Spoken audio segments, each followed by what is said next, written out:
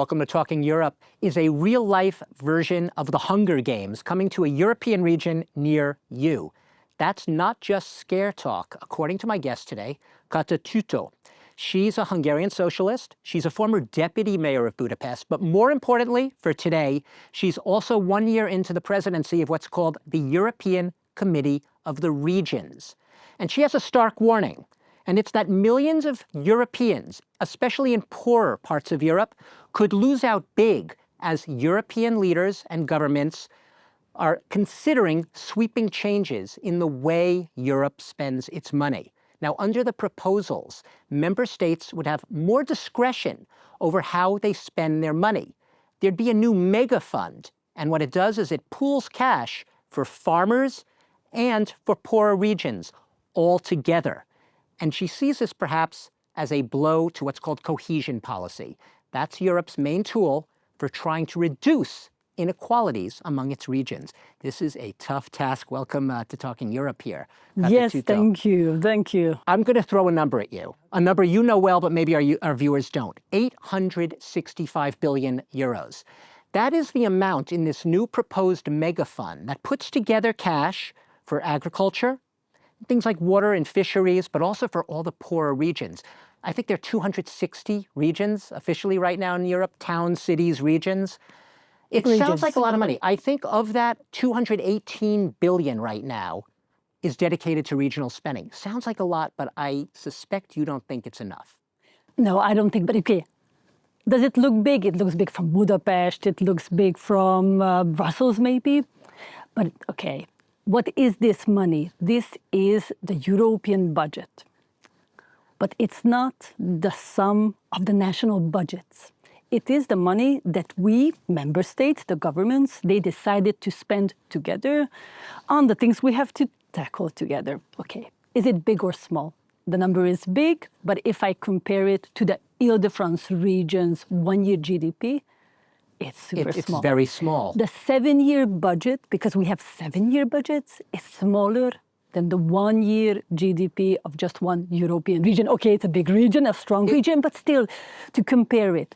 So when we look at the European budget, what we have to solve from this budget, what is the main driver of the big buzz around the budget? Why the cities are looking at the budget, the mayors are looking at the budget, because everybody has more problems than money. It's true for the towns, everywhere. It's true for the cities, it's true for Paris. Paris is looking at Brussels in housing, Roma is looking at Brussels, Milano is looking, Budapest, Warsaw, because they have more problems than money. Okay, the Committee of the Regions, I am president of what is the Committee of the Regions.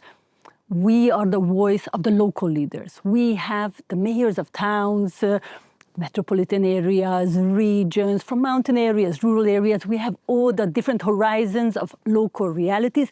We have here politicians who work every single day in their own cities, dealing with all the crazy stuff they have to deal with. And they all need money. They all need money. But here's the thing. And attention, because it's not just money, it's attention. So, Kata Tütto, the budget runs for Europe. Right now, it's 2021 to 2027, right? This next budget goes from 2028 to 2034. It's a 2 trillion euro budget.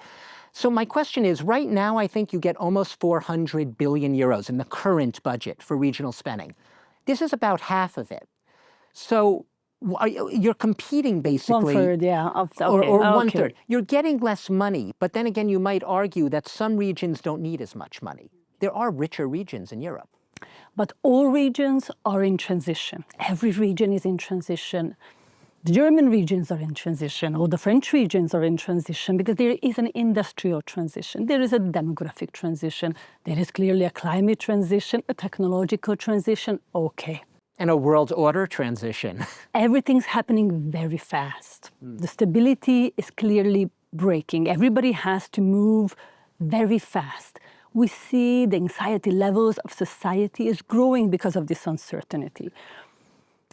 And what we see, what happens when the uncertainty is growing, when there are a lot of crises shaking the system, and there's not enough money, then the money goes from the long-term investment, the long-term goals. If I look at the climate change part, to use less energy, more green energy, less pollution, protect nature, the money goes from the long-term things to the short-term things. Like same in the family. If you have in a crisis mode, the problem is we are getting in a constant crisis mode, which drives two things: a tunnel vision in attention from the panoramic vision, and also a centralization, and also going from the long term to the short term. Let me pretend I'm right now the person that you are, I guess, in a sort of battle with, and that is the president of the European Commission, right, Ursula von der Leyen. She's the one proposing, essentially, this budget.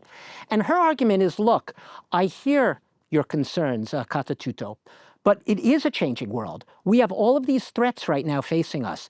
Everyone needs more money for defense. We can't do everything. We can't please everyone. We're trying to do our best. She has her truth and we have our truth. And I think this is the beauty of Europe, that everybody has their truths and we try to find a compromise. We agreed that we will do a lot of more things together in the world, because on our own we are small, together we are big. But to do more things together, we need to spend together. And that is the part where there are some conflicts going, because it's clear that we need more money for defense. To have a strengthened Europe from the outside. Right. But I am the local leader, I'm representing them. Our role as local leaders is to keep Europe strong from the inside, because these two things have to go together. And that is cohesion policy. When a time of growing uncertainty and instability, you need to add in stabilizing tools. And that is also the role, internal rules, and that is cohesion policy. Cohesion policy, it is the tool that you inject in the system, and it gives you a long-term base stability, and it anchors local money and local attention into long-term goals. I got it. So essentially what you're saying is defense and security, when you talk about it, it's not just about tanks, it's not just about borders and guns, it's also about environment, it's about affordable drinking water, it's about affordable housing. Is that sort of the argument here, that it's not just military, it's also internal social? We have defense, so yes, we have to, because the loss of trust in the world is very expensive for everyone. It means you have to spend more for the outside, but security is not just drones. Security is also food security. This is why we invest in agriculture, so our farmers will not stop producing food. Because when you lose the international trust, you have to have enough food within your continent. We need to invest in water. We need to invest in housing, in our own energy production. We see what is happening. We saw it after the COVID, when these supply chains didn't work. But security is expensive. Loss of cooperation in the world, it's very expensive. And there's also a constant instability, which is growing. And it's not just instability for the businesses, because the reindustrialization is happening. Technology is bringing a lot of disruption, also in economy, in jobs, and also in society. In society as well. So there's a constant push and pull, a finding of balance of long-term and short-term, of centralizing power and attention. But also, we say, we mayors, local leaders, we are reserves of attention, because you have to keep things going. You have to keep public transport going, even if there's a big crisis outside. Let me make the devil's advocate argument. The devil's advocate would say, but Kata Tütto, is it possible that this new shift in focus and priorities towards more military and security and defense, maybe it will actually create jobs regionally? It will create opportunities that don't already exist. Sure, but this is when you look at the averages. On average, right. But if you look at the pain is usually local. The gains are usually general or concentrated in other places. Okay. Yes, what the problem is that the gains and the pain is never evenly distributed in time and space. If you look at the averages, you see maybe, it's balanced. But in reality, if I look at the trade agreements, if I look at the security problems, if I look at the trade war, if I look at the tariffs, it hurts some regions and completely destroys others. And this is why we say this regional signaling mechanism is very important. This is why it was created this way in the single market. That was the idea of the common budget. The main competitiveness we have this single market. Right. That is our innovation. We all gain more money. Some gain more, some gain less. And we reinvest the surplus. And this way, we can continue working because some are creating jobs, but others are losing a lot of people. Let me leave you with this final thought, or I want to put this to you. This budget looks like it. I said it's 2028, right? It hasn't begun yet. It still has to be approved. You still have some time. It looks like it's going to happen, right? We need a budget. A budget has to happen. Right. What I hope that the budget will look differently. It will. What do you want to change specifically? What do you want to see? If you have one or two wishes about this budget. I want a regional focus that keeps this regional part.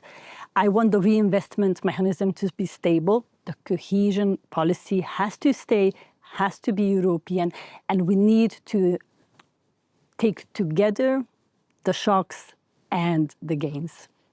I said you're a former deputy mayor of Budapest. You're now a councillor there as well. Final thing, I'm just curious. Hungary in the scheme of things right now, obviously politically, it's a little bit of a pariah right now in Europe, but how much does it get in terms right now of regional funding? And will it lose out in this budget a lot, your own country?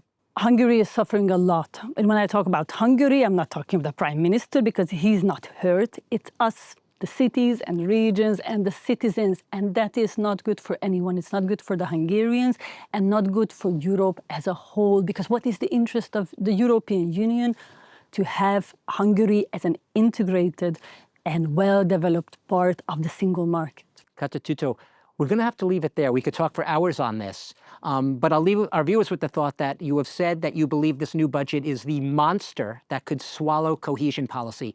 I guess we could say we hope that doesn't happen. We wish you luck in the months ahead. This budget is yet to be approved, but it is really a turning point right now for Europe and for its regions. Thanks for watching the interview here on Talking Europe.